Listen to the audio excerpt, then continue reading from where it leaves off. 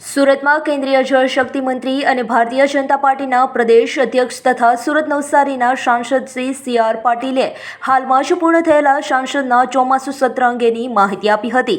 સાથે બુધવારે રાત્રે નાણાં મંત્રાલય દ્વારા જીએસટીના દરોમાં કરાયેલા ફેરફાર અંગે સી.આર. પાટીલે પત્રકાર પરિષદમાં માહિતી આપી હતી. સાંભળો શું કહી રહ્યા છે કેન્દ્રીય મંત્રી સી.આર. પાટીલ.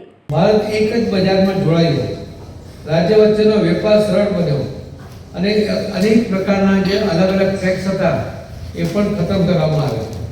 એક સર્વે મુજબ એમએસએમઈ સહિત 85% લોકોએ જીએસટીના અમલથી સંતોષ વ્યક્ત કર્યો.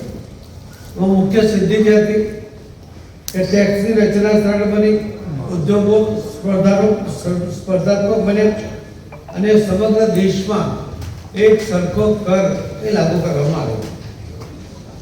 ત્યારબાદ ટેક્સનો આધાર વધ્યો.